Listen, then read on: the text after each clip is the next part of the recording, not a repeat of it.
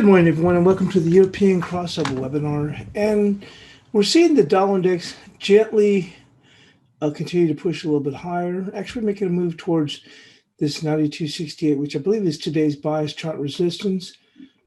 Let me just take a look. The news thing here is still screwed up in here, so hang on. Let me see. So we did have UK CPI and PPI. We got all these other countries mixed in. And then at the bottom of the hour, we will going to get German flash PMI and market Eurozone flash PMI, as well as in an hour and a half, we'll get UK flash PMI.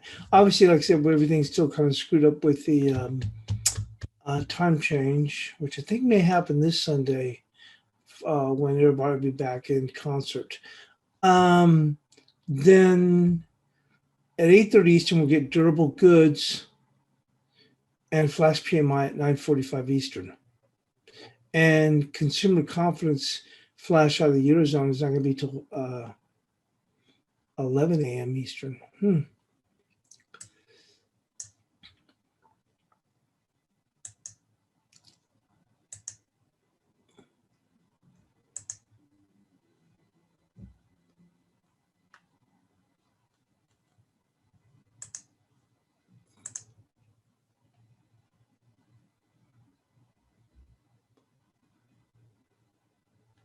Okay, and I was just checking the economic calendar in the Squawk system. Bear with me.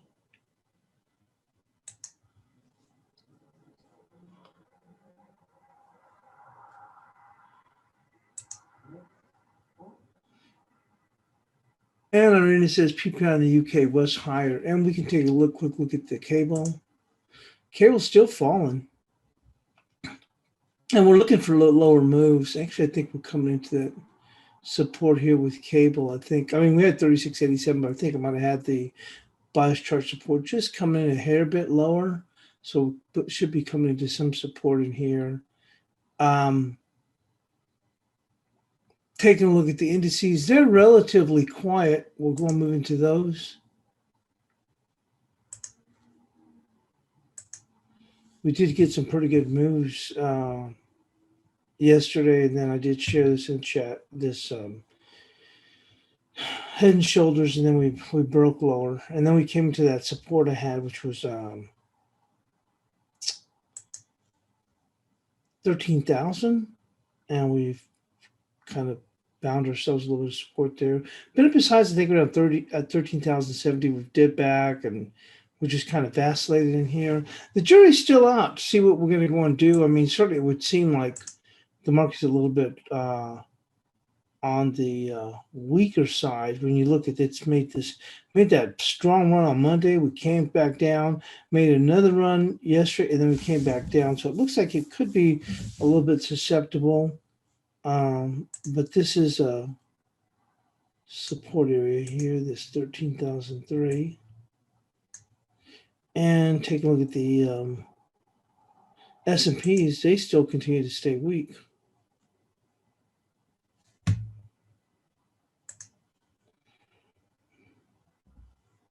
They're just kind of hanging around the support area here.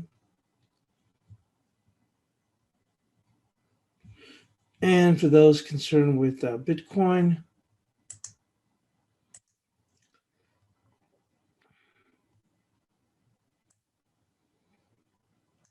this area did end up holding okay. Now we're kind of vacillating around. I still think we said there's a potential that we can still eventually go lower, but this was a good area here. Matter of fact, that's where we had our extension. So we're looking at this zone here. Look at here. See. And if we do break, we're looking for just under 49,000, which would make some sense. But it is an area of been support. Look at this. Here, and now here. And then we come back and tested. We did get a hammer. So probably we might work it. We may not be able to get too much higher than right here. That's going to be resistance 56,300. May not be able to march too much higher than that, but we did make a run there. Quickly sold off. We'll see whether or not they can, but that would be key. 2 consecutive closes above 56. Well, technically, you'd want to see this get above 56, 680. See right there. You've got that little zone here, but in order for the bulls to get control, they have to get above 56, 680. We're going to take a look at a news story.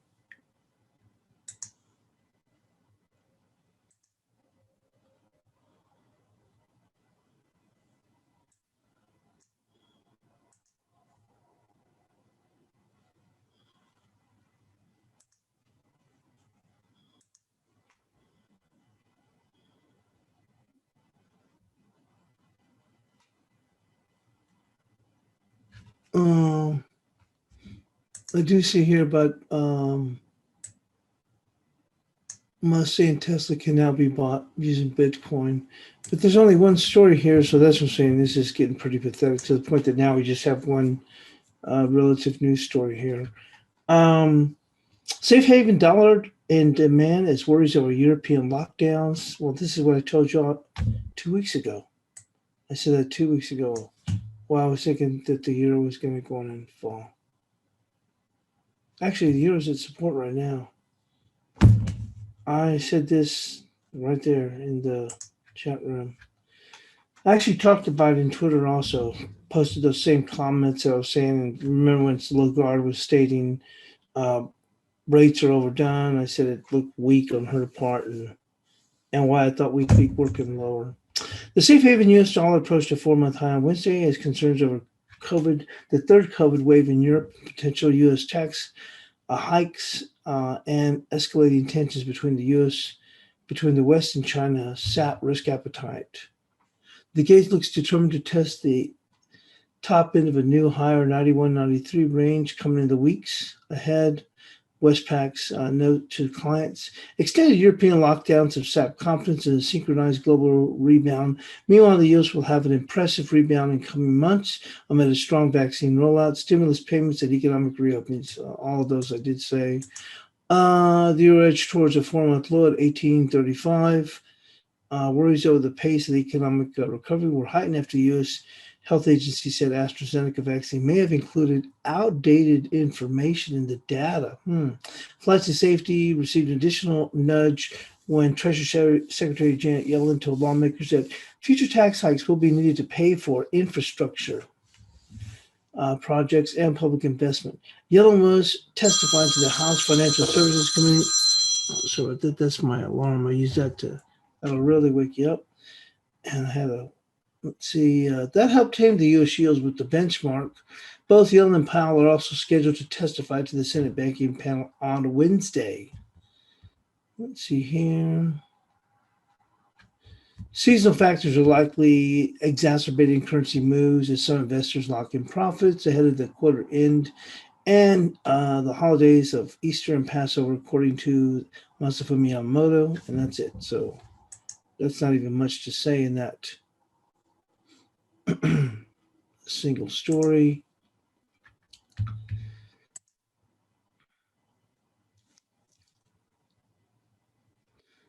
And as I mentioned, Elon Musk's Tesla vehicles can now be bought using Bitcoin.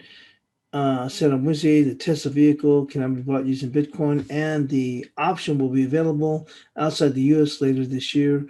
You can now buy a Tesla with Bitcoin, he tweeted on Wednesday. Bitcoin paid to Tesla will be retained as Bitcoin, not converted to fiat currency.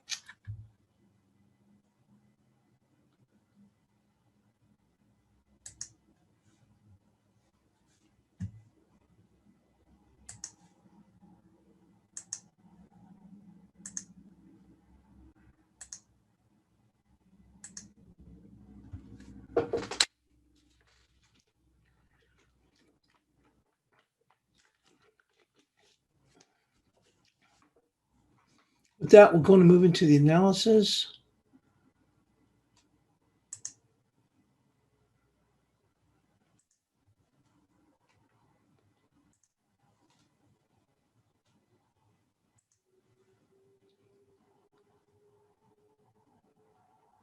Oh, Irina says, thanks very much on the Bitcoin. And she says, Nasdaq is coming off.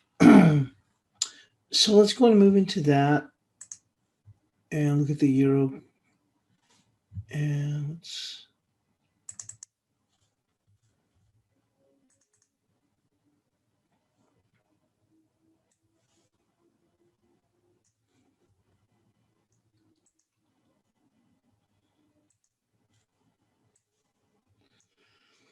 the euro slide on Tuesday, or slid on Tuesday, close to its lowest levels in 2 weeks. Support for Wednesday would be 1815 with resistance at 1902. Well, we're there. 1815, 1902.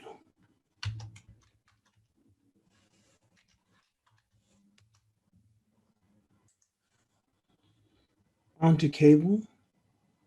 And you can see here we're dipped down in here. There's some support you see right there with these touches here, right there. Doesn't mean we can't break a little bit lower, but if you look here, right there.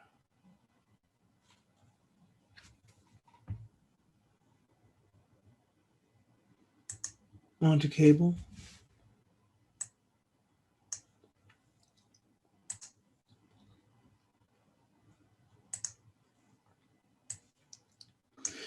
Cable closed at its lowest level in a month in Tuesday's action. Support on Wednesday will be 36.72 with resistance at 38.15.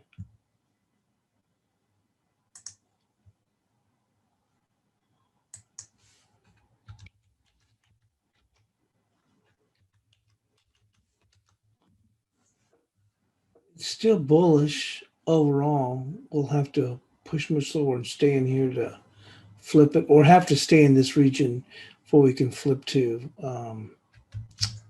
range. Let's go and move into the odd.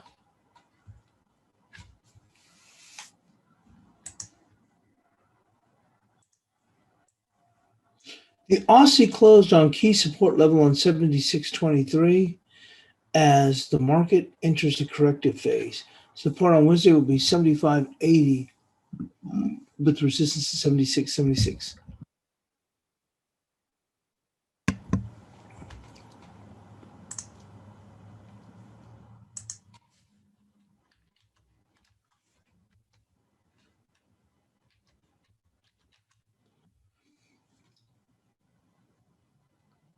And although bullish, I think we can now move this into a range. Unless we start breaking here. Don't want to necessarily describe this as bullish. Oh,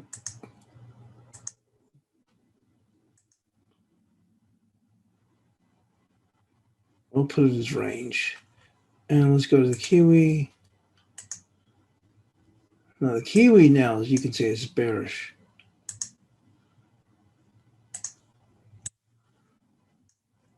Tuesday's gap opening in Kiwi culminated in a slide throughout the session.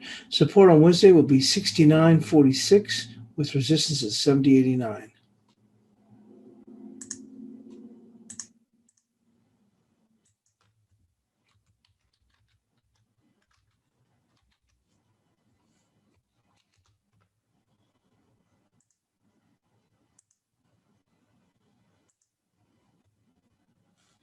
And let's go move into the dollar CAD.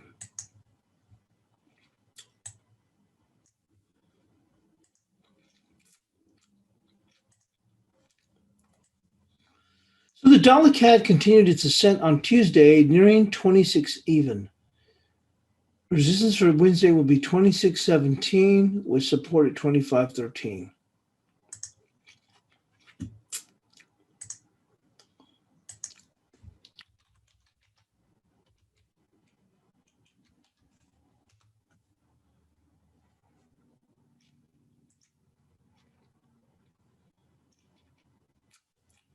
We're going to have to go much higher before you can go, this is not bullish at all. It's not bullish.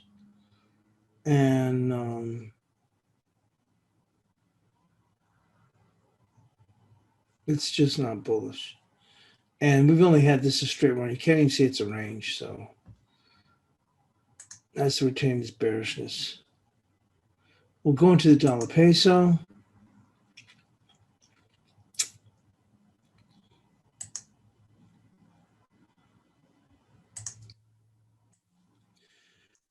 So the dollar peso posted a solid rebound on Tuesday, challenging 2085.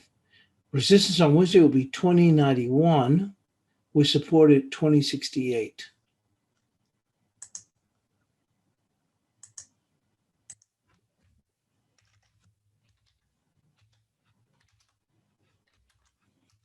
Wow, Nasdaq is still moving high right now. Let's go into the dollar yen. Oh, no changes here on the dollar yen. You can see here, we're just stuck in the mud. No changes. And we had 835 and 912. No changes at all. Let's go and move into the cash dollar index.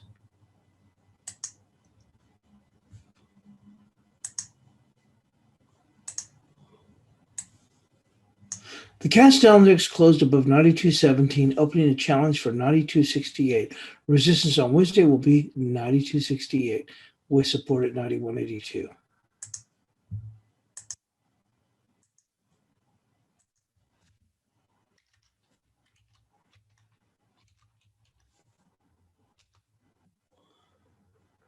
And with this, I think we can flip this now to bullish, because it has held. Then it came back. It got up here. We dipped back. We held. So we'll flip the dollar to bullish.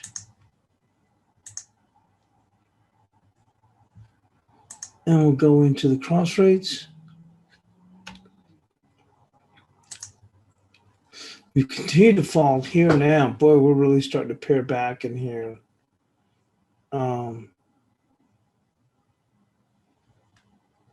Now, on a short-term basis, we'd have to flip this to bearish. Support now is going to come in right there. Actually, that was a low. You see right here? See this wick here? It's going to be 75.62.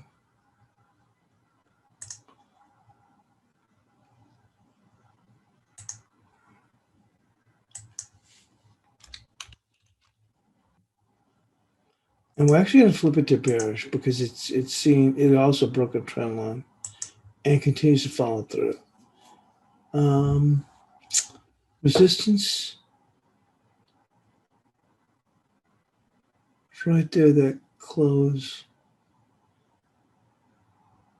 It's still a bit tight, but we saw a pretty good fall. I don't think they'll come right back, but let's go with 76.42.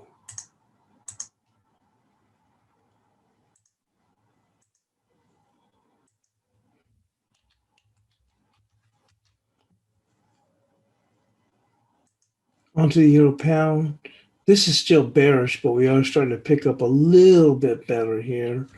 And we had 86.38. Yesterday's high was 86.46. The difference is going to be this. You see that close right there?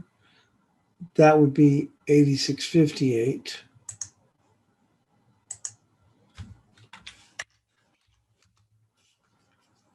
We supported 86.03.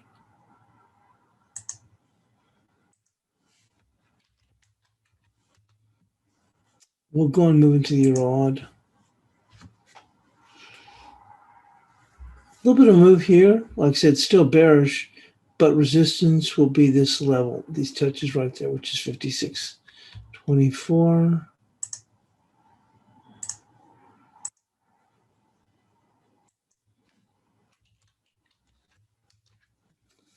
And support right there at 54.87.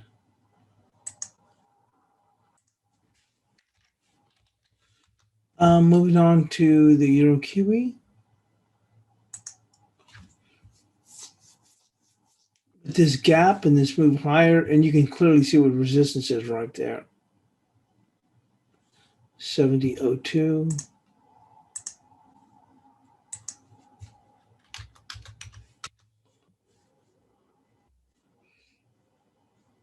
And if we take a look at this, this has to get above 170.02 and 2 consecutive closes to be denoted as bullish. So sorry, Charlie, it's still bearish. And we've only jumped up here now. So if we would have been vacillating in this area, then we could have said range, but this is still bearish. Although it looks like it's turned. Support will be right there at 68.57.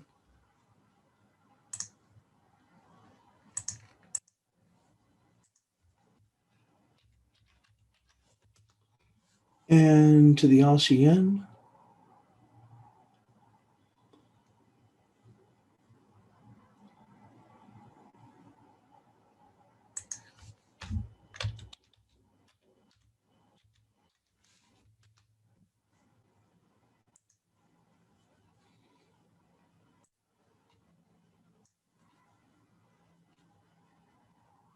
Right here, let's look at this wick.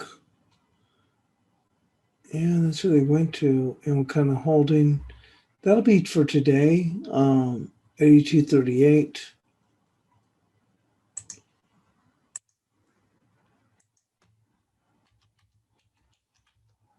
And if you look at resistance, it'll be 83.12.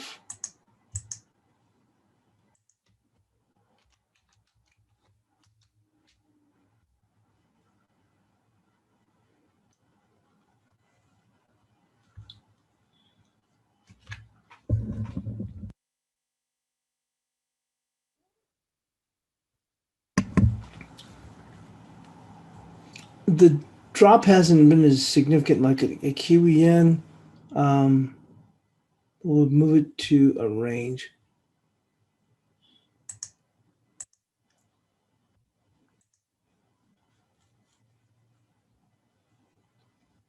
Onto the guppy. Now we're starting to break here, and you can see we've had this pretty good strong uptrend here. We finally started to break a little bit lower. And it took forever. Remember how we were up in this area? And I really liked this area between 52 and 52.78. I almost thought I was going to tag 78, but look at this. That's been has dropped 4 out of the last 5 days. Seen a pretty good little fall. So support's going to come in right there, 48.54.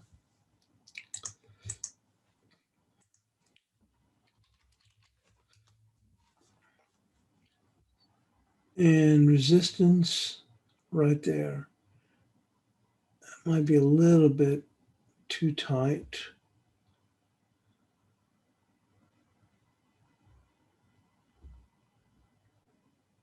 We'll go with that, 49.40.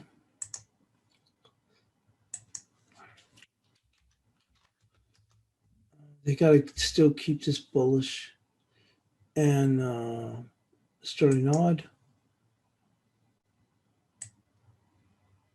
Finally poked its head up above in here, but resistance is still going to be this body, right? Right there, 80.69.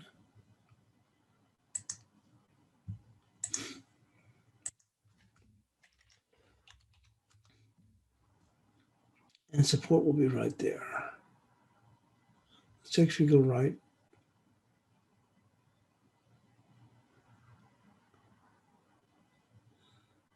$79.40.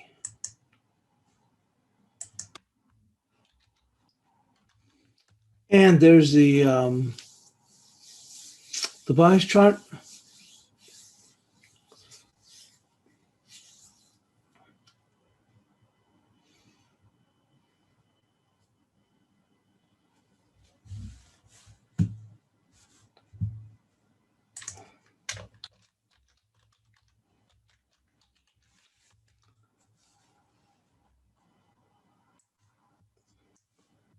And a mirror window, take a look at platinum.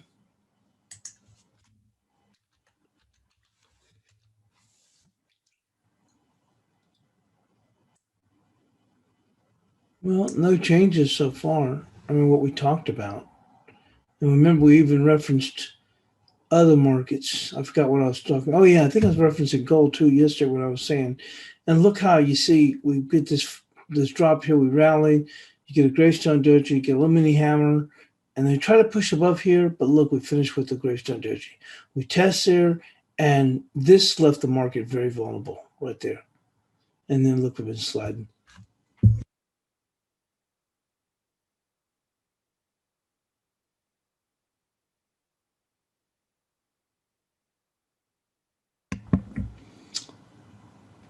Ultimately, we may end up having to come down here to 1135.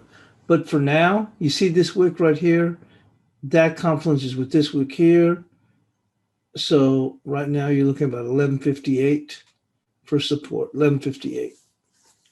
And this market resistance, you can see it clears the bell. It's 1190. So they need to get above 1190. They need 2 consecutive closes above 1190 to stop it bleeding. And take a look at gold. It's just sitting here, just kind of sagging around here. We talked about this a couple of weeks back. Maybe it's actually, I think, 3 weeks back, when we were looking at, it was really falling, and we had support. Remember, 1666.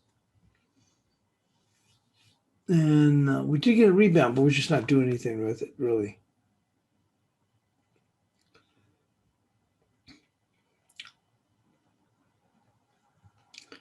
So at least for now, it's dead money with the potential to still dip lower. They may try and flush some people out. Support would come in right there, 1705. If they want to flush some people out. Crude's really taking a pretty good hit.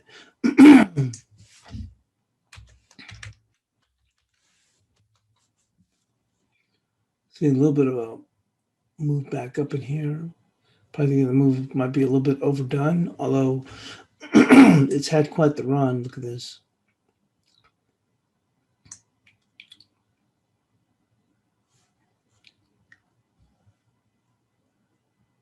And lastly, we're going to move back to